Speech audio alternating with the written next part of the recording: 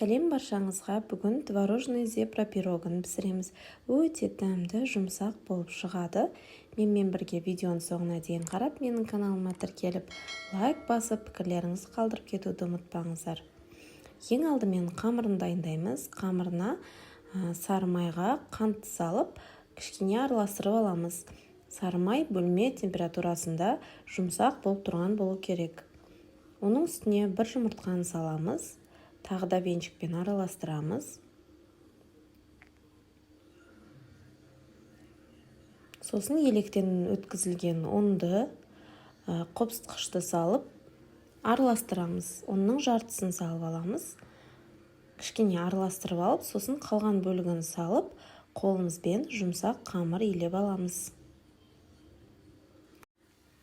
Қамырға өз мөлшерінен артық ұн қоспаймыз. Ұн көп қоссаңыздар, қамырларыңыз қатты болып қалуы мүмкін. Сондықтан ұнды көп қосудың қажеті жоқ.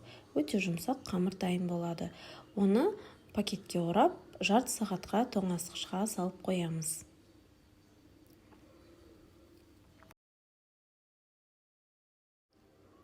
Енді біз салмасын дайындап аламыз. Бір үлкенде ыдысқа творогты, қаймақты салып аламыз. Кез келген проценттегі қаймақ та творог та жарайды. Үстіне 2 жұмыртқаны саламыз. Қант саламыз. Енді барлығын жақсылап, осындай погружной блендермен араластырып аламыз. Сіздерде осындай блендер болмаса, жай ғана венчиктің көмегімен де араластырып алсаңыздар болады. Енді осы массаны теңдей көз мөлшермен 2 бөлікке бөліп аламыз. Бұл 2 бөліктің біреуіне біз кукурузный крахмал араластырамыз, ал біреуіне какао араластыратын боламыз. Үлкен ас қасықта 1 ас қасық кукурузный крахмалды салып, комоктары қалмағанша жақсылап араластырып аламыз. Екінші бөлігіне 2 ас қасық какао қосамыз. Мен рахат какаоларыны пайдаланамын. Венчикпен жақсылап комоктары қалмағанша араластырып аламыз. Енді біз қамырымызды жаямыз. Мен 24 диаметрлі формада пісіремін.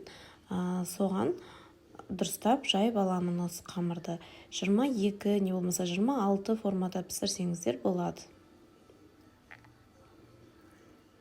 Формаға салып қамырды, бортиктарын шығарып, барлық жеріні бірдей етіп, қолымызбен жайып шығамыз.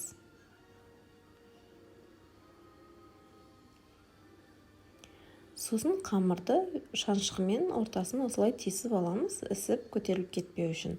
Енді біз салмамызды ағынан 2 қасық, сосын какао қосылған бөлігінен 2 қасықтан осылай салып шығамыз. Барлығыны біздің салмамыз біткенше осылай салып шығатын боламыз.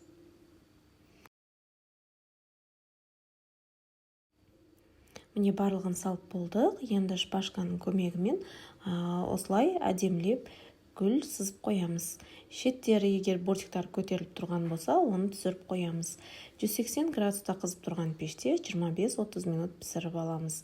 Піскен соң формасынан шешпейміз, формасында толықтай суытып аламыз.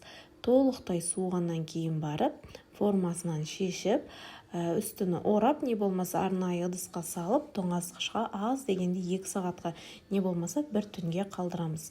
Сонда біздің пирогтың ішіндегі салмасы қатып, кескен кезде әдемі болып кесілетін болады. Өте жұмсақ, дәмді пирог болып шығады. Жасап көріңіздер. Осы рецептпен жасасаңыздар, бір жасағаннан дәл осындай болып ұқсап шығады. Жасалу жолы өте оңай, кез келген қыз-келіншектің қолынан келеді деп ойлаймын.